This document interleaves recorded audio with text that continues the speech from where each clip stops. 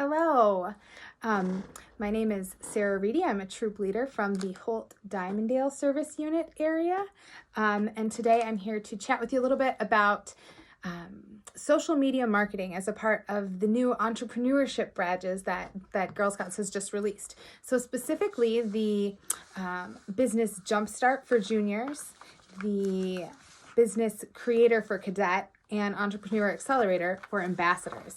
I've got some great tips for you. So by the time you get to this part of the badge or marketing the business that you are creating, you've already come up with a really great idea. You've developed a prototype and done some user testing and revised your prototype. You've composed a great business plan with some helpful resources and mentors, I hope. And now it's time to spread the word with either investors, supporters, or just potential customers.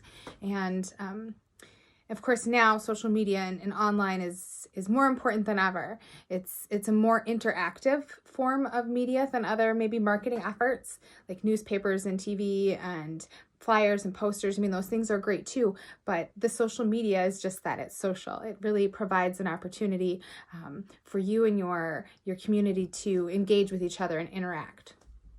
It's also really accessible. Phones and computers are really widespread. Tablets, devices, other ways of communicating and tapping into those social media platforms is really accessible, and it's free to participate in, generally, both as a business and a consumer. So it's a great way to kind of dip your toes in marketing.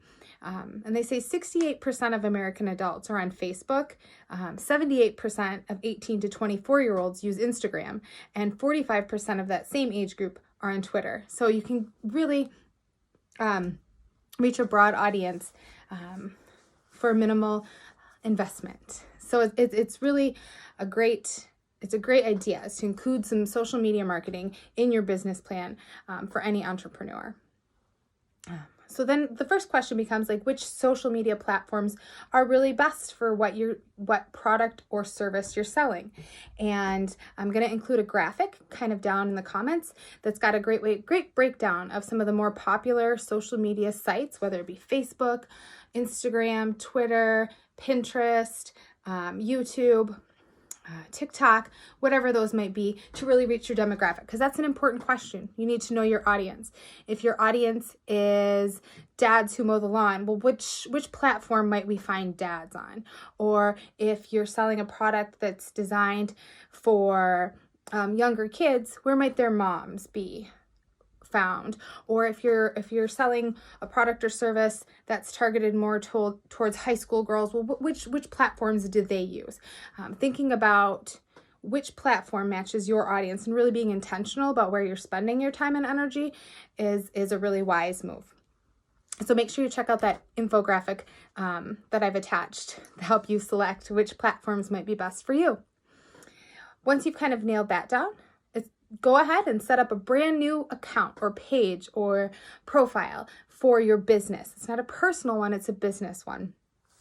And those are generally always free as well. Of course, there are paid advertising opportunities, but setting up the account itself is important, because while you may be very closely connected with your business, they are separate things, and your business might say things on its page that you wouldn't say on your personal page or a personal account, and your personal account may say things that you wouldn't want on your business page. So it's important to treat them separately, but maybe they have some interaction too. And it's important to remember to be safe when you're using the internet and social media. Each platform kind of has its own rules on how old you can be to have an account, their community standards and things like that. So it's important to take some time and be familiar with those, because the last thing you want to do is start your business off on the wrong foot by violating some community standards of a social media platform. And of course, the Girl Scout Internet Safety Pledge, which I've included a link to that as well with this video, so that you can remember to really be safe and uphold the standards of being a Girl Scout while you're online. And if you've done some of the cybersecurity badges from the younger age levels, those are a great way to make sure that you're being safe and responsible when you're online.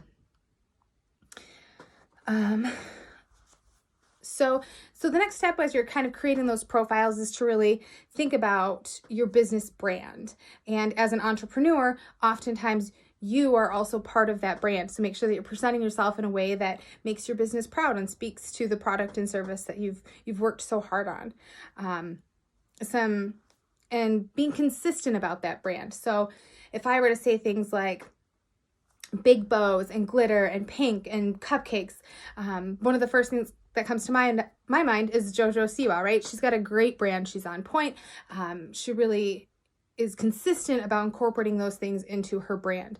And so she's done a great job of marketing herself that way. And so when you're creating your brand, think about being consistent and intentional about those little elements and those pieces. So when people think of cookies, they think of Girl Scouts, because Girl Scouts has done a great job of really being consistent about that message. 113 years or so. Another way to stay consistent is to create a calendar of your social media posts. So we've gotten our accounts set up on whatever platforms you're using. So in this calendar, I think they have selected,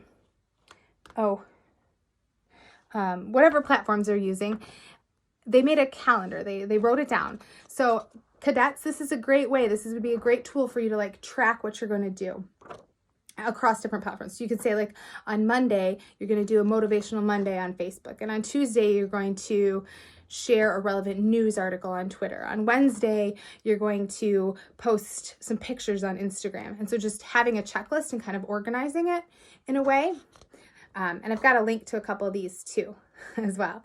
But kind of setting up a schedule and a system really can help you be methodical and intentional about the messaging of your marketing. And sometimes it matters what time of day and what day of the week you're posting on. Different sites kind of have different analytics about when they have highest traffic and things like that. And so I've included another little infographic from Up Company. They had some great resources about maybe scheduling your posts or your uploads to happen at a specific time, so that way they're seen more broadly. And so you can include that information on your schedule as well. There's also some great tools like Hootsuite that allow you to pre-schedule your posts across multiple platforms. So say you're finally going to release your new product on a Tuesday afternoon. Well, you can set it all up ahead of time so that on Tuesday, the picture shows up on Instagram, the blog link shows up on Twitter, your Pinterest board is populated so that all those things are kind of being debuted at the same time. So that's another great link, Hootsuite. I'll put a link to that as well. And it's important to remember the 80-20 rule. And that means that 80% of your content should be informational or entertaining, and only 20% should be a promotion. So even though that your marketing is really designed to market your product, you don't want everything to just be a giant sales pitch. And so by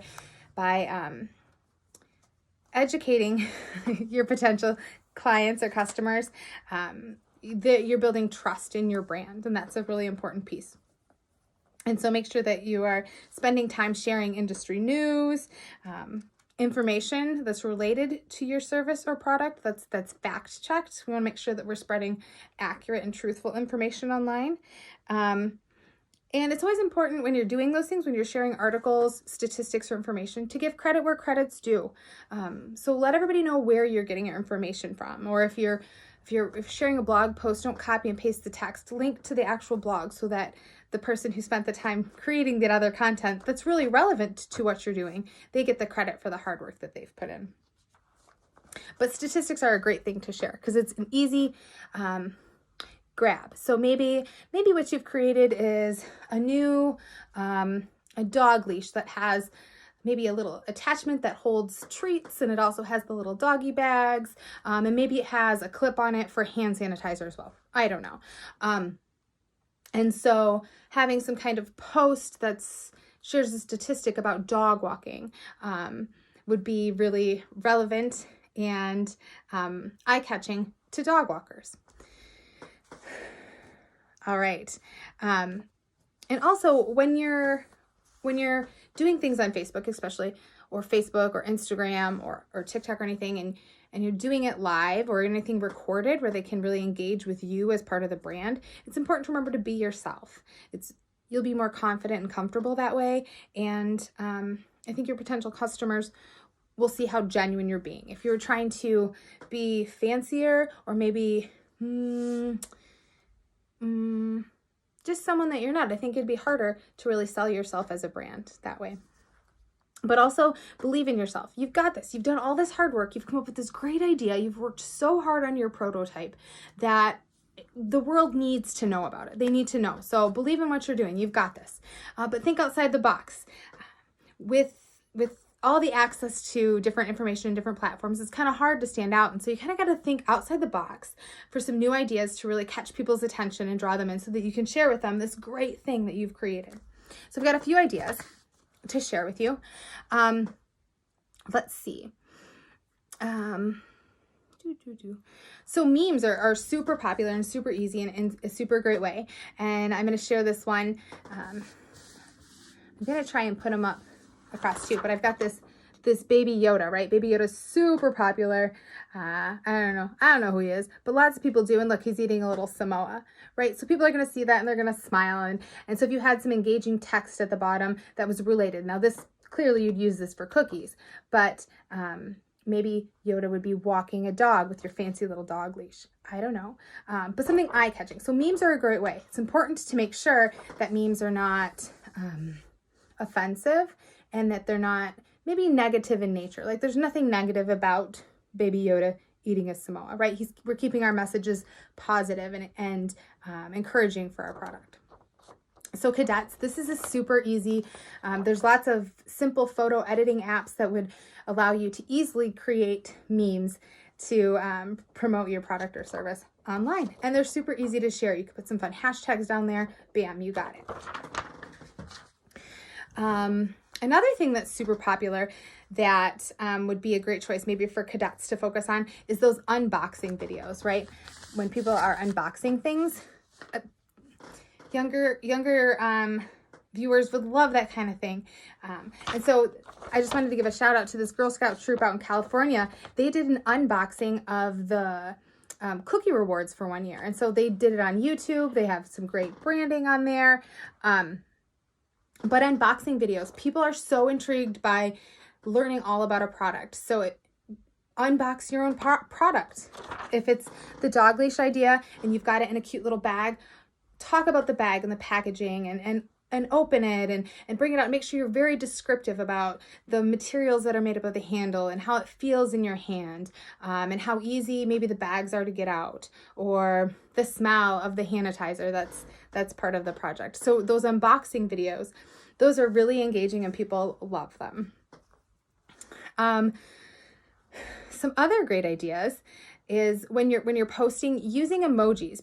There's a statistic that says that when people use emojis in their posts, they get 28% more engagement. And so, look at all this. So Taylor Swift just did a post about Simone Biles' new book on Instagram, right? And look at all the emojis that she used in there. So she's got hands clapping and hearts and flowers and gold medals and high fives. You know, she's really...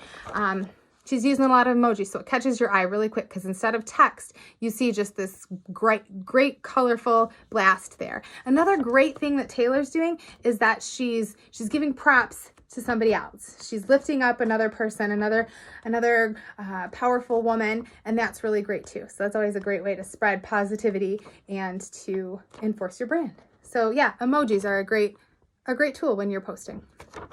And it doesn't have to just be emojis. You could use text mixed in with the emojis. In this case, Taylor just used emojis, and it looks really great. So it's also important to do some market research. So seniors, I would really encourage you to think about what kinds of materials your target audience is interested in seeing. So we've already determined that those dog walking dads really are all over Twitter, right? So we've set up a Twitter account and we've created some funny memes about dads and mowing the lawn and walking their dogs and things like that. But what kind of ads do dads like to see? Because if that's our target audience, we got to think about that. And so maybe dads, and I'm just making this up because you'd need to do your market research, but maybe dads think funny videos where people like slip and fall in the yard are really funny. So maybe we try and share content like that because we know that that's what's going to engage our target audience. And so, yeah, for ambassadors and seniors, just really spending some time thinking about that and maybe doing a little market research. So again, if your target audience is maybe babysitters, people who are babysitting younger children in their neighborhood or something, because your product is an activity book or bag that you've created. So talk to some of your friends or friends of friends that babysit and say, hey, you know, what do you think is really fun on Facebook? Like, I saw this thing, what do you think of that? And just getting their feedback about what kinds of things grab their attention online, and make sure that your marketing efforts take that into account. So not only are we going to do market research for our product or service, we're going to do some market research for the type of ads or marketing that our target audience is interested in as well. And I think I mentioned it before, but all of these platforms have some kind of analytics available for their business pages. So you can go see how many people are looking at your post or your picture, and how many are engaging with it, how many clicked on it, how many clicked through to a link that you had, how many times it showed up, and who it showed up to. So you can take those analytics, and that's super important to kind of review and follow up on all of your marketing efforts and adjust it if necessary. So say every Monday you're posting a motivational Monday with a funny meme, but it's not getting any traffic. So instead of doing that, you maybe want to mix it up and say, okay, well, I see that on Wednesdays, I'm sharing a blog from somebody who's in the babysitting industry, or I'm sharing like tips from the local schools or some homeschooling groups for field trip ideas.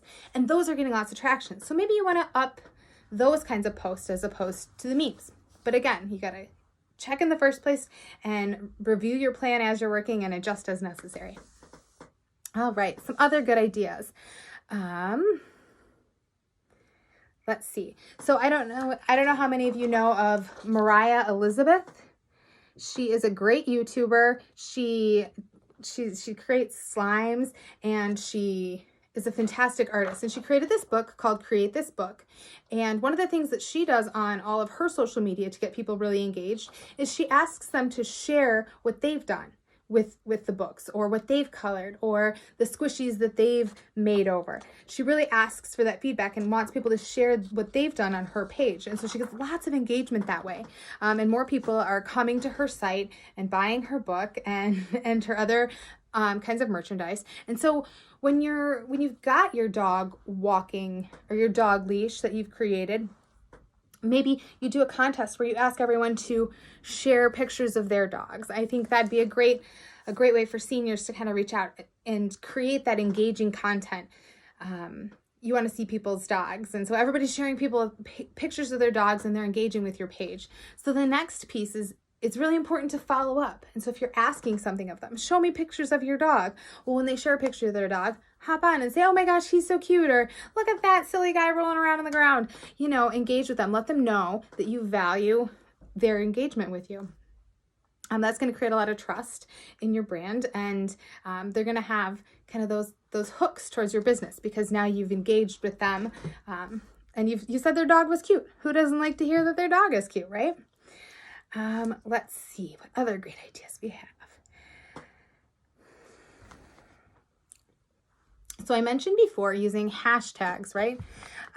Everybody knows what those are. It's the little pound sign, the little number sign at the bottom with some words that follow it. And the words have to be all together. They can't be separated by spaces.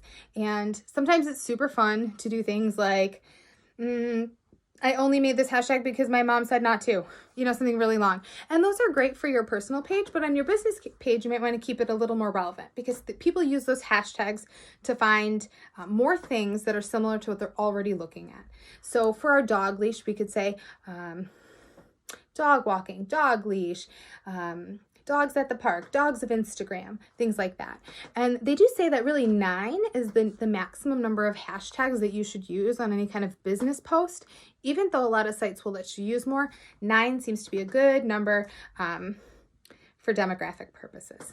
So stick to 9 hashtags. Other things. For those of you that are more comfortable doing live things, a great idea would be to do interviews with people related to your product or service. A live interview, like on Facebook Live or the Instagram Live feature might be great. For instance, for your dog walking, maybe you interview a veterinarian, and say, you know, what kinds of leashes, what should people look for in leashes? How often should dogs walk? When you walk, what do they need? Do they need water? And just kind of have a 5 to 10 minute interview with a professional that's related to your product or service. And I think that you would find that a lot of professionals are happy to share their time. It's also a little marketing for them. So then you're co-marketing. You're co-marketing with that expert. And so you'll share it on your pages, they'll show it on their pages. And now we've got like a big cross mix of a whole new audience. So don't be afraid to ask for interviews. They did say that, or statistics do say that people will watch 3 times longer if something is live as opposed to recorded. So if you have an opportunity to do a Facebook Live versus a recorded YouTube video that you share or a video that you post later, those can be incredibly effective because people have that fear of missing out, and so they want to watch it because they know it's live. So that's a great way too. And I know sometimes people can be nervous about doing that kind of thing, but just have fun with it. You know what you've done. You've done your research by now. You believe in your product, and you'll have prepared your interview questions ahead of time so you know what you're doing. But don't be afraid to try it. You've got it. Let's see. Another great idea would be to do a poll to ask your customers, to engage them. So for our dog walking thing, maybe the question is, what color is your dog's collar? Or does your dog wear bow ties? And you could do yes or no, and just allowing people, again, not only are you inviting them to engage with your product or service, but you're getting some information. If everyone is saying, my dog's loves to wear bow ties, love all the dogs wearing bow ties, then you know that there's a market for bow ties for dogs, right? And so polls can kind of have that dual function. When we talked about educating our consumers, so this was from the Lincoln Park Zoo in Chicago on their Instagram page. They had this great picture. So like great pictures are super eye-catching of this tree dart frog.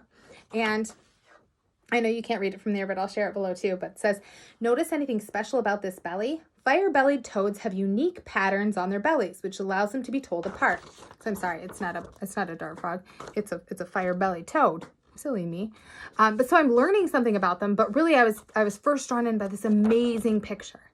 And so finding really cool images and coupling with a little factoid is a great way. So find a super cute picture of you and your dog at the park, and then you say the appropriate length of leash for a dog is 7 feet because, I don't know, I just made that up. But reel them in with a really engaging photo and then just give them a quick tidbit, right? I think that that's a great tip for any age level because you're not just saying, buy my dog leash. You're saying, here's a cute dog. Isn't it cute? Here's some information. So now you're a more informed dog owner. And oh, hey, I sell really cute dog leashes, right? So those were just some ideas that we had about using social media to help market the goods, services, products that you've created through the rest of the entrepreneurship badges. My last piece of advice would be just to remember to follow up. Keep looking at what you've done and how it's working and how it's not working, and be prepared to adjust accordingly. And if you need some more ideas, don't be afraid to reach out to some of the marketing firms in your area. A lot of them would be happy to lend some time to speak to such a motivated young lady. So get out there and do it. And I wish you all the success in the world with your entrepreneurship badge.